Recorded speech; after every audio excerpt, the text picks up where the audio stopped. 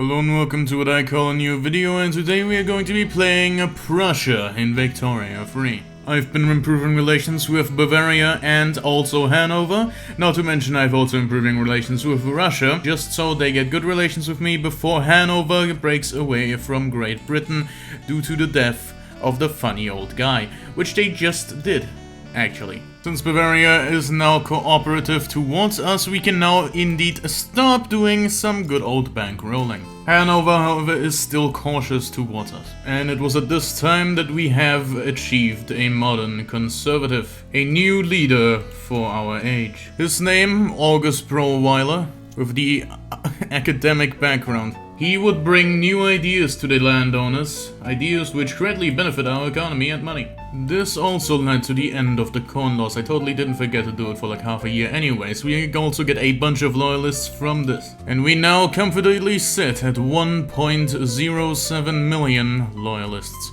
As soon as they get a better attitude towards us, we will be nice. Or I could absolve the obligation, but I won't do that. Now, unfortunately, due to the bad game RNG, we got a public address going awry instead of a 55% chance of it working out. So we are gonna go ahead with August Prohweiler must take the blame for this setback. Because honestly, there's still a good chance that it just succeeds on the next tick. And I'm not such a fan of August. Most of our budgetary issues are currently rooted in the fact that we do not have enough bureaucracy to open any more trade routes. Now, fortunately, we are currently working on a law which makes the trade routes be a lot less bureaucracy. But unfortunately, we just got a public address going awry. Because August is a fucking dumbass. But we got the free trade anyway, so now we have a lot more bureaucracy, but the 2,000 less income because we are not tariffing anything. After passing free trade, we now established a bunch of more trade routes, which should help us out in the long run. Our weekly GDP went down a little bit, but that should be recovering soon. And we have just unlocked nationalism, which means we are now in the race to form Germany. And so we have Bismarck as Chancellor, which does get rid of our modern conservative, but I feel like the free trade is good enough for us. We have now coerced Hanover to join our customs union right here. So we can now stop paying them. The state of Prussia, being me, has 9 supporters, while the Austrian Empire has absolutely no one supporting them as a major unifier of the German nation. And we can immediately confederate with Hanover, which does unfortunately give us a Hanover-sized hole in our balance, but it should be fine. The Ottoman Empire got absolutely annihilated by Egypt and Russia. Fortunately, the only thing they have to pay is money and also a humiliation. Due to my heavy trading, the French nation is actually genial towards me and actually wants me to be their ally. They wouldn't want to form an alliance, but they're getting there. It appears that France, in their war to get a Palestine treaty port, has decided to invade St. Petersburg. What? The French naval invasion, unfortunately, did not prove fruitful for the Frenchmen. They are actually getting absolutely ruffle-stumped at the current moment. I believe it to be the time that we are going to go ahead and launch a leadership play. We just acquired field works, which should work nicely in our favor. Fortunately, none of the great powers are leaning on either side, so this appears to be a straight-up duel to the death. Oh, Austria backed down. Well, that was easy. It is now time to launch a unification play, and the only one standing behind the non-unified Germany is Oldenburg. I'm just gonna point Meltke in the general direction. Bavaria and all the lot are actually still like on my side. They didn't back down either. Oh, which thanks, man. Now, for God knows what reason, Oldenburg decided to actually get this to a war. So let's take a gander at the battlefield and look how Oldenburg will fare against Helmut von Meltke. Also crit connections, which is quite nice for us because it gives us less enactment time. The battle has been initiated between 21 of us and 2 of them.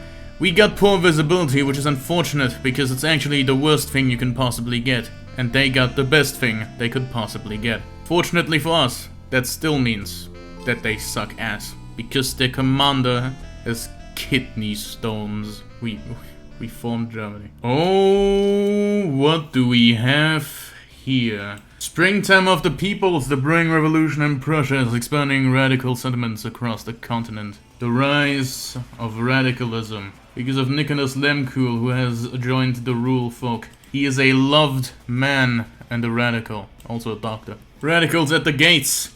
There's a secret police. We need them. The trade unions have a radical leader now. Meanwhile, Oldenburg. And we have unified Germany. Also, we got the North German Federation, guys. And with that, the nation of Germany is born. More and more leaders are getting killed by our efforts to get secret police ongoing. The new radical trade unions leader was shot to death. And with that, we acquired ourselves a secret police. It appears that the Walloonian peoples of Luxembourg have decided to be a very angry lot and rise up against the German Empire. I don't think they're going to go very far with this, but and thus the Wallonian secession falls. After a great bureaucratic build-up, we are now finally in a bureaucratic positive once more. We are also making money while actively constructing our own government buildings. So the nation of Germany is doing quite nicely. And the springtime of the peoples has ended with the revolution vanquished, giving us 10% more loyalists in Germany. We have now managed to get ourselves laissez-faire. The Great British Empire thought it was a good idea to not only take a treaty port from China called Nantong, they have also decided to take the southern island of Japan and Shizuoka as a treaty port. And we got ourselves colonial resettlement. It is now time for us to declare an interest in this region of Africa. After which we wait until this arbitrary fucking bar has filled up to 100%.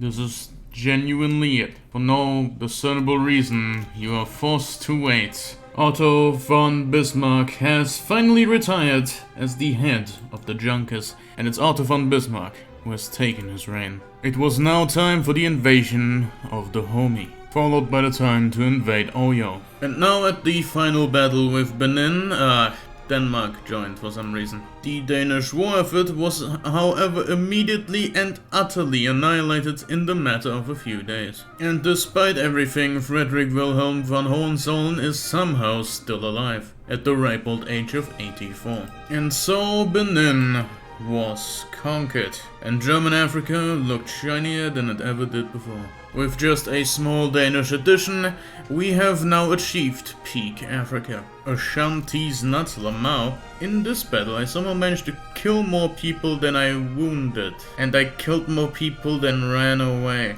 This is not good for the Ashanti war effort. Also, another fun fact, this war is entirely fought by my Africa Corps. And by Africa Corps, I mean, I stole their barracks. And it's just a bunch of fun people. After a quick native uprising that I fought with my Africa Corps, all seemed good in the German Empire. Finally, the Kaiser has passed away. And it's Kaiser Friedrich. Who could have foreseen this?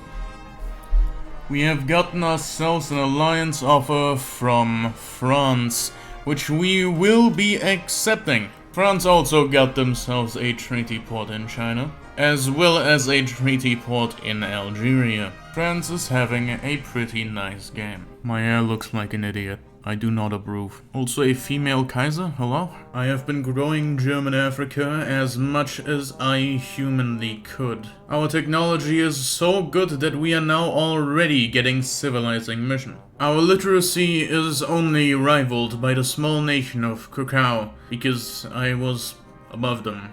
And then they came back because they literally just don't have people. In the north, Sweden wishes to puppet Denmark to get their Scandinavian ideas. Unfortunately for Sweden though, Russia sides with Denmark. Well, that's gotta be a yanks from me. German Africa expands. Russia and Sweden went for a compromise, with Denmark being puppeted by Sweden, look at their funny flag, and also Russia getting the Fredrikstad treaty port. And we have gotten ourselves cultural exclusion. We have entered an experimentation phase on our economy, We have also been expanding in Africa a whole bunch. I hope you love to see it. But since we are currently experimenting with the economy, our GDP is going down drastically.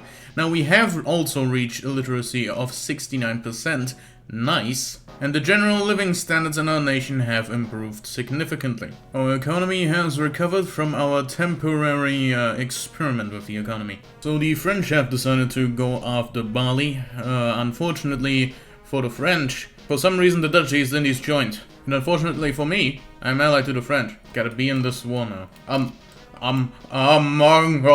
And like the good and considerate ally I am, I actually decided to go ahead and help. I did send my Africa Corps, a corps which I do not care about in the slightest, but I digress. Just as we walk all over Damagaram, we have reached 100 million GDP.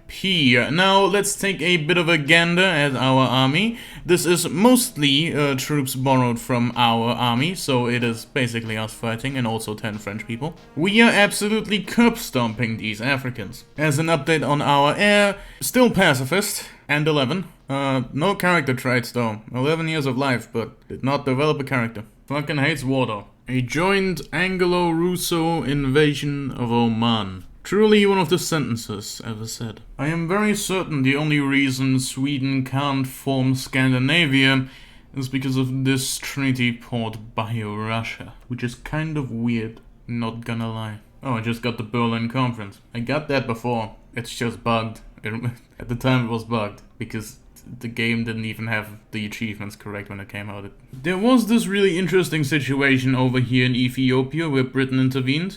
Shiva was being attacked by Hara and Bagama, so from two sides. Fortunately for Shiva though, the British Empire is coming to their aid because they want to open up the Baganda market. But the Baganda market is just going to be this little bit because those things are gonna get conquered by ye old Shiva. So that didn't really work out for them, I do not think. It's a real shame that I can't add war goals. Because I'm allied to France, I can't add war goals. Because I'm already in diplomatic play. How is victory so bad? I have been colonizing Timbuktu for what feels like 10 years. And recently Great Britain started to colonize it. And they got a native uprising on their second tick of colonialization. Which means it was the first tick, because the first province you get immediately. So I have to wait until they're done, and then they're going to outspeed me. I love this game. The Africa Corps actually managed to make a landing over here in Cambodia. It was at this exact time where the leaders of Germany decided it is time for census suffrage. Because of the ongoing war effort in Cambodia, which no one really understood, but it certainly was happening. The Great Qing has left the war, but fighting in this pointless war that absolutely no one gave a shit about because Germany wasn't going to get anything out of it, has led everyone to wonder. Is it really a good idea to let a random man just rule for his entire life? Like, that's probably not a good idea. And census suffrage has been achieved. Somehow, the one person I really wanted to be in a party is not affiliated to any of them. And so the war was over with... I don't look at it. It seems to be a free-minded People's Party sweep at the election. That means I'm gonna... but like, where do I put the armed forces? But like, where though? All I need, the armed forces, to be in the government. Because my king is part of the armed forces. Because he just does not die. And the vote is over. And this is the most legitimate government that we have. The Heavenly Kingdom has spawned. And it is the brother of Jesus Christ himself. The Great Qing is very likely to win this altercation, but maybe the Heavenly Kingdom has got something to say about that. The Heavenly Army stands absolutely no chance. This is the weirdest push I have ever seen in the game. And Austria has decided to subjugate the Heavenly Kingdom. And Britain is going in for another treaty port, mostly because the treaty port is now in the Heavenly Kingdom. The king is dead. Long live the Kaiserin. we, by law, don't like women, so I'm just gonna go ahead and do this. Austria has landed in the capital of the Heavenly Kingdom. Oh my god. Austria is currently blocking the Great Qing out of the capital state, meaning that in the war against the Great Qing, they are not going below 0.